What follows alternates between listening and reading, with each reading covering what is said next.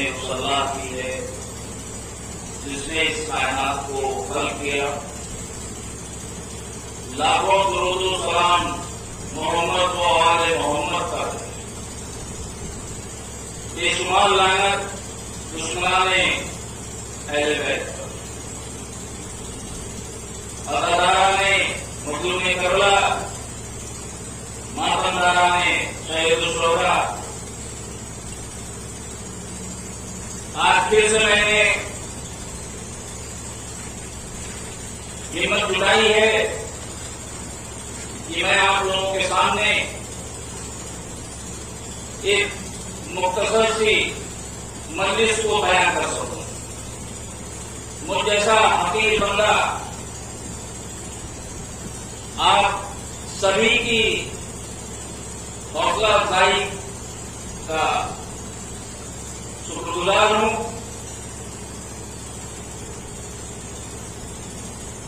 ہم صرف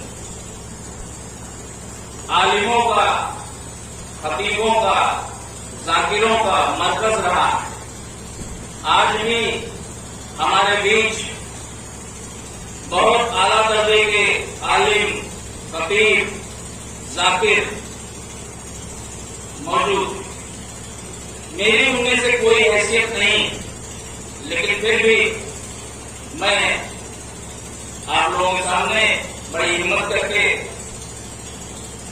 مجلس پڑھنے کے لیے بیٹھا ہوں. آج میں نے اس مجلس کو ذکر علی پر عنوان قرار پایا ہے، کیونکہ رسول اللہ فرماتے ہیں ذکر علی کرنا عبادت. علی کا ذکر مطلب میرا ذکر، میرا ذکر مطلب اللہ کا ذکر، اللہ کا ذکر مطلب عبادت.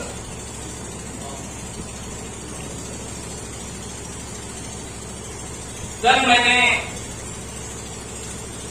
ہم شیعہ قوم کے بارے میں بہت مختصر سی باتیں بتائی تھیں کہ شیعہ قوم بطول کی تمنا اور رسول کی بصارت کے درمیان رہنے والی قوم کو کہتے ہیں.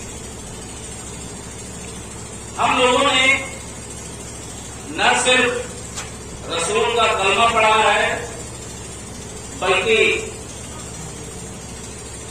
اس کی گواہی بھی دی. ہم مولا علی کے ماننے والے لوگ.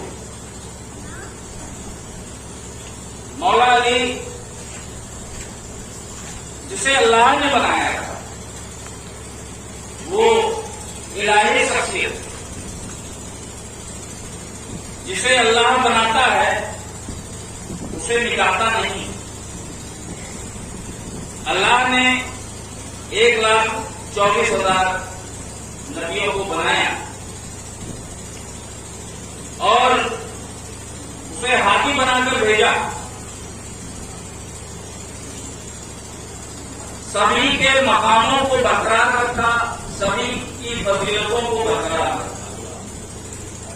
اسی طریقے سے اللہ نے مولا علی کے مقاموں کو تو بدلا، لیکن ان کی حیثیت کو، ان کی فضیلتوں کو نہیں بدلا. اللہ نے مولا علی کو الگ الگ مقاموں میں رکھا. مولا علی خانہ کعبہ میں آئے، مولود حرم کہلائے. آگوش رسالت میں آئے، نور الہی کہلائے. بدر میں آئے، فاتح بدر کہلائے. احد میں آئے، ناصر رسول کہلائے. خندق میں آئے، کل ایمان کہلائے.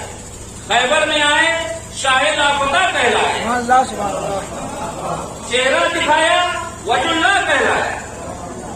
ہاتھوں کو بلند کیا، ید اللہ کہلائے. رکوع میں گیا، انگوٹھیاں دیا، شاہ نمک کہلایا. ساحلوں کو روٹیاں بانٹا، صاحب الہٹا کہلایا۔ اللہ نے الگ الگ مقام پر علی کی فضیلتوں کو برقرار رکھا۔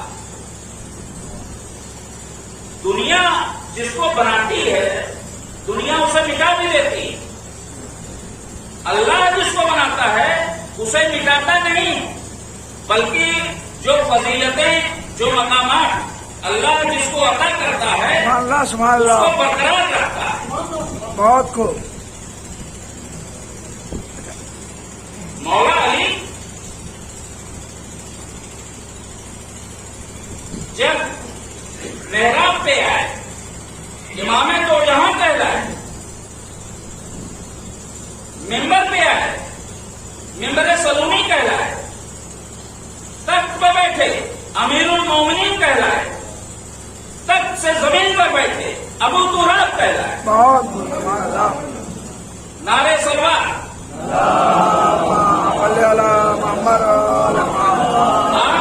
نعرے سلوات اتنی بلند آوازوں سے دیا کریں تاکہ آپ کی آواز ایک نعرہ سلوات۔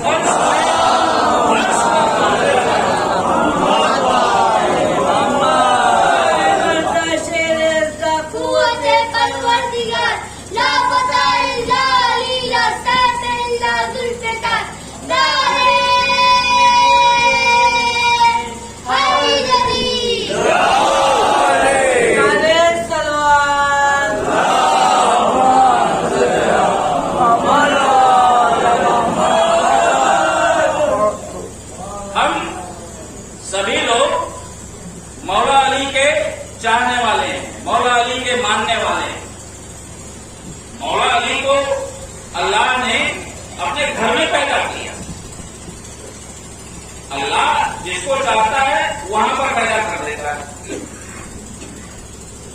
یہی پرابلم امت مسلمان کو شروع سے ہوئی۔ لوگوں نے علی کے بارے میں کمیوں کو ڈھونڈنا شروع کیا، انہیں کوئی کمی نظر نہیں آئی۔ جب کوئی کمی نظر نہیں آئی تو مولا علی کے باپ پر چلے گئے، وہاں کمیوں کو ڈھونڈنا شروع کیا۔ وہاں پر بھی انہیں کمیاں نہیں ملی، لیکن اس دور کے جو بھی لوگ رہے ہوں ان لوگوں نے تمام قسم کی باتیں جناب ابو طالب کے بارے میں کہی۔ ان کا قصور کیا تھا؟ میں تمام عالم اسلام سے ایک سوال یہ کرنا چاہتا ہوں کہ جناب ابو طالب کا قصور کیا تھا؟ ان کا صرف اور صرف قصور یہی تھا کہ وہ علی کے بعد کیوں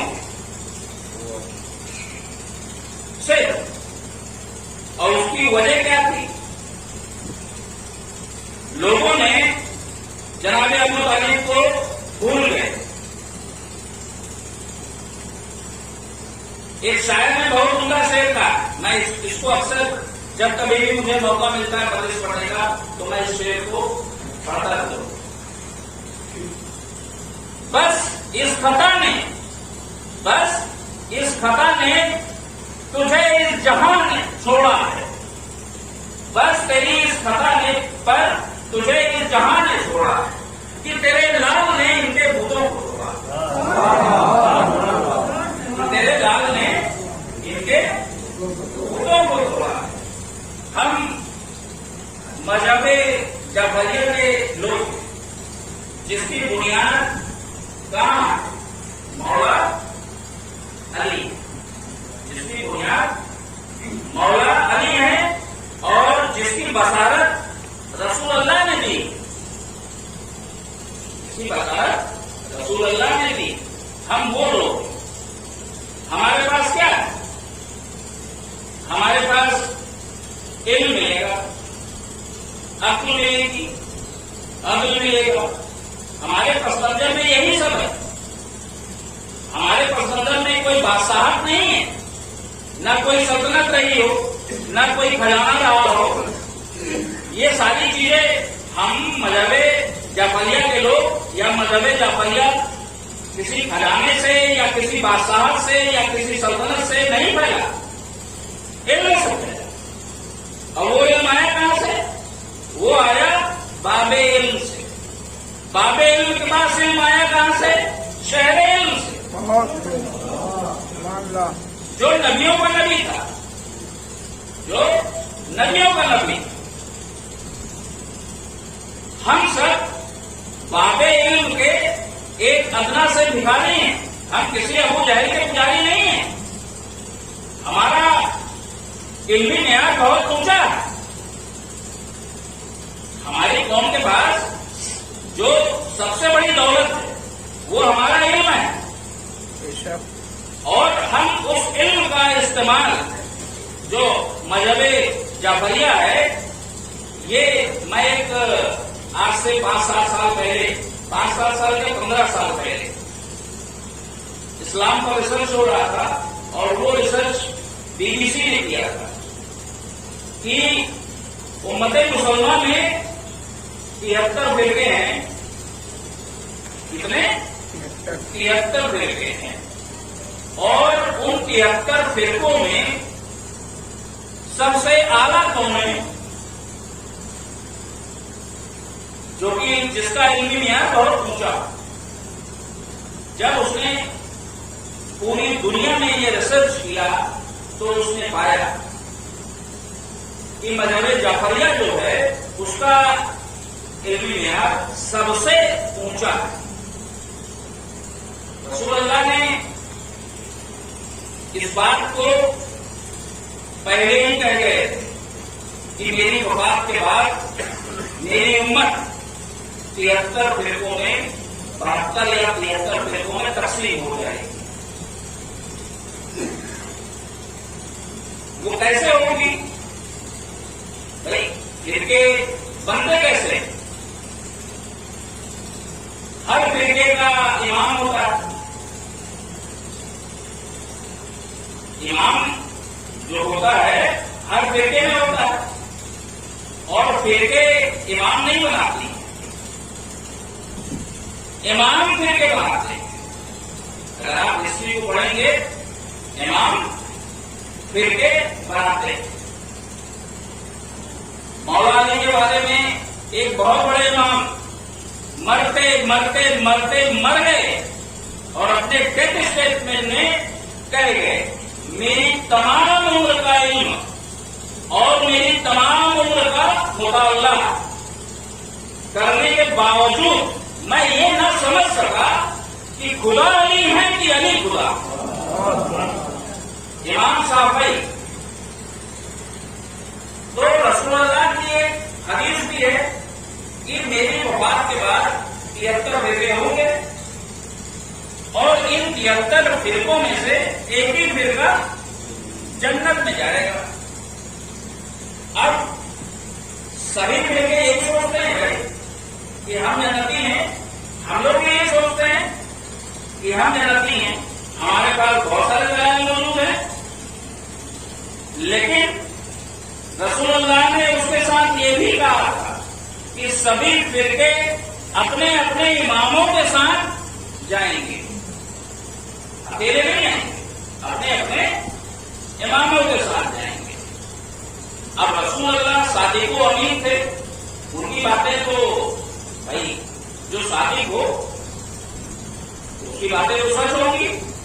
اب سوال یہ اٹھتا ہے کہ کون سا فرقہ جنتی ہوگا؟ تو رسول اللہ کی وفات کے بعد ایک بہت بڑے امام کہہ لو، انہوں نے کہا تھا کہ میں نے رسول اللہ سے سنا تھا کہ اس رات پہ جب لوگ پہنچیں گے تو وہاں مولا علی ہی پروانہ لکھ کر دیں گے، اور وہ پروانہ آپ رضوان کے پاس دیں گے. جب وہاں دیکھیں گے کہ مولا علی کی مہر لگی ہوئی ہے تب آپ کو انٹری ملے گی. اور ساتھ ساتھ رسول اللہ نے یہ بھی کہا تھا کہ مولا علی جنت اور دوزخ کو تقسیم کرنے والے مولا علی وہی جنت اور دوزخ کو تقسیم کریں گے. تو آپ یہ سوچ سکتے ہیں پوری امت مسلمہ میں جتنے بھی عالم ہوئے، جتنے بھی بڑے مولوی، جتنے بھی بڑے قاضی، سبھی یہی کہتے ہیں کہ مولا علی ہی جنت اور دوزخ کو تقسیم کریں گے. تو بھائی جس کا امام وہاں پر ہوگا تو اس کا فرقہ بھی تو ساتھ میں رہے گا. یہ تو اپنے آپ میں کلیئر ہو گئی. جس کا امام وہاں پر ہوگا فرقہ بھی پیچھے ہی رہے گا. اور وہ فرقہ بھائی کوئی یہ بتا دے، کوئی ایسی دلیل، کوئی ایسی روایت اسلامی ہسٹری میں ہو یا کوئی بھی عالم، کوئی بھی مفتی، کوئی بھی مولوی یہ کہا ہو کہ مولا علی جنت میں نہیں جائیں گے. کوئی ایسی کہیں پر بھی کوئی بھی روایت نہیں ملتی، بلکہ امت مسلمہ کے بڑے امام ہی کہے گئے کہ وہی وہاں رہیں گے تقسیم کرنے کے لیے. تو اس کا مطلب صاف ہے کہ ہم ایسی قوم کے لوگ ہیں جس کی بصارت رسول نے دی اور جس کی حفاظت، جس کی گارنٹی مولا علی نے دی.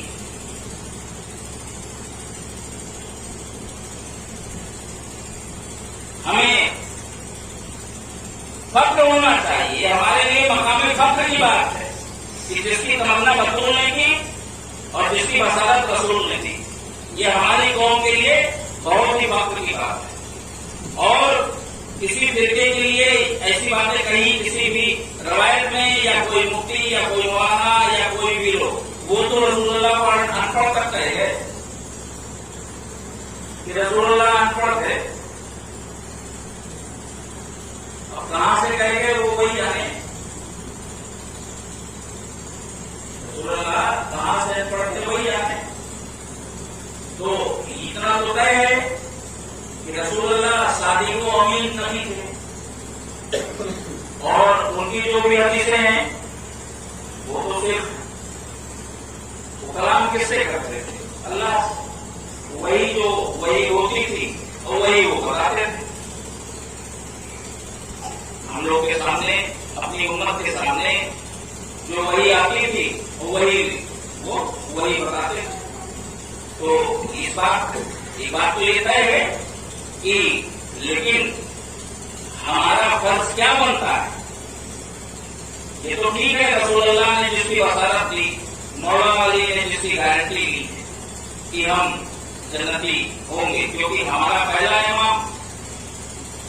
بھائی ایک بات یہ بھی ہے کہ رسول اللہ سے پہلے رسول اللہ کی وفات سے پہلے ہمارا امام موجود تھا اور باقی فرقوں کے امام رسول اللہ کی وفات کے بعد پیدا ہوئے. باقی فرقوں کے امام رسول اللہ کے وفات کے بعد ہی ہوئے. ہماری قوم کے جو امام تھے وہ رسول اللہ کے وفات سے پہلے تھے. وہ تو شاہد تھے، انہیں کا تو انتظار تھا. جب انہیں اللہ نے عقل اور علم سے سنوارا ہے تبھی